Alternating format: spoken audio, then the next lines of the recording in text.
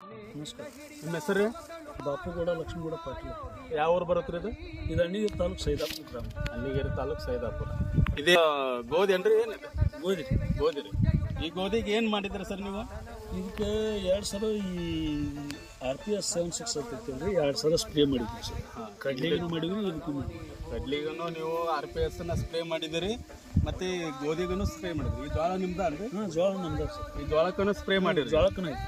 ಈಗ ನೀವು ಗೋಧಿಗೆ ಮತ್ತೆ ಜೋಳಕ್ಕೆ ಸ್ಪ್ರೇ ಮಾಡಿದ್ರಲ್ಲ, ಈ ಸ್ಪ್ರೇ ಮಾಡೋದ್ರಿಂದ ನಿಮ್ಗೆ ಏನು ಬದಲಾವಣೆ ಕಂಡೈತಿ RPS ಇಂದ? ನೋಡ್ರಿ, ಇದು ನಾವು ಬಿತ್ತದ ಹಿಕ್ಕಟ್ಟಾಗಿ ಬೇಕಾಗಿ ಹಾಂ ರೀ. ಬಿತ್ತಿದ್ರು ಮತ್ತು ನಮ್ಗೇನು ಹಿಕ್ಕಟ್ಟಾಗೈತಿ ಅಂತ ಅನ್ಸಿಲ್ರಿ ಈ ಎಣ್ಣೆ ಹೊರಗೆ. ಹಾಂ ರೀ. ಹಾಂ, ಈ ಗೋಧಿ ಲೆಕ್ಕ ನೋಡಿದ್ರಿ, ಗೋಧಿ ಜೋಳ ನೋಡಿದ್ರಿ.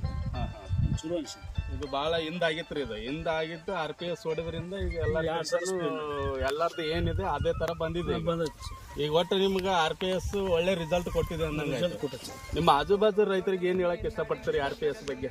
ಸರ್, ಈಗ ಇದ್ರ ಬಗ್ಗೆ ನಾವು ಹೊಡಿ ಅಂತ ಹೇಳ್ತೀವಿ.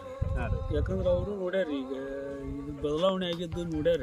ಹಾಂ ರೀ. ಅವರು ಮಾನ್ಯ ನನ್ನ ಕೇಳ್ಯಾರ, ಯಾವ ಎಣ್ಣೆ ಹೊಡೆದ್ರಿ ಅನ್ನೋದೆಲ್ಲ ಕೇಳ್ಯಾರ. ನಾ ಇದನ್ನ ಹೇಳಿದ್ರಿ, ಹಾಂ ರೀ. ತೋರ್ಸಿವ್ರಿ ಅವ್ರು. ಅವು ಮತ್ತು 12 ನಮೂನೆ ಹೊಡಿತಾರೆ, ಇದರಿಂದ ಹೊಡಿದ್ವಿ.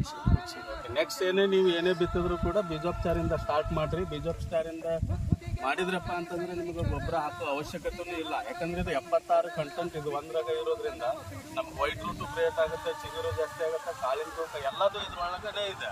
ಇದು ಒಂದಿತ್ತಪ್ಪ ಅಂದ್ರೆ ನಮಗೆ ಬೇರೆ ಯಾವ ಔಷಧ ಅವಶ್ಯಕತೆ ಬೀಳಂಗಲ್ಲ. ನೆಕ್ಸ್ಟ್ ಟೈಮ್ ನೀವು ಬೀಜೋಪಚಾರದಿಂದ ಸ್ಟಾರ್ಟ್ ಮಾಡಿರಿ. ನಮಸ್ಕಾರ.